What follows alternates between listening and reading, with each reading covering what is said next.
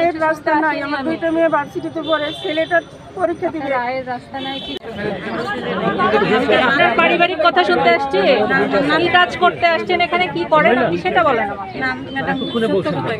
এখানে কি আপনি ওই যে রোগীর কাছ থেকে টাকা পয়সা নেন? না স্যার ম্যাডাম, তাহলে কি কাজ করেন? আমি অনেক উপাধি কাজে আই না, হুইলচেয়ার ঠেলি ম্যাডাম।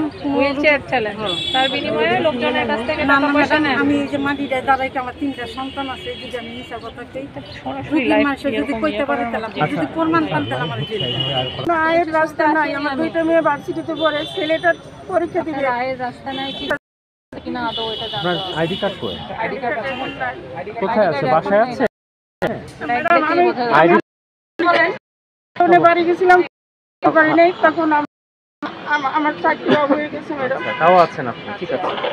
রুমা নাম বললেন? হ্যাঁ ম্যাডাম, আমার অফিসে যেভাবে আছেন সেটা আইনত বৈধ নয়। ম্যাডাম আমি তো সবার কাছে যাই ম্যাডাম, অফিসে মাঝে মাঝে আমার ডাকে, আমি রুমা। এত কথা না, আইনত বৈধ নয়, এটা আইনত দণ্ডনীয় একটা অপরাধ। আচ্ছা ম্যাডাম, আমি আমি আর কাজ করব না, আমি চলে চলে ম্যাডাম। আপনি আপনার অপরাধ স্বীকার করছেন কিনা? হ্যাঁ ম্যাডাম, ভুল হয়ে গেছে, সরি ম্যাডাম।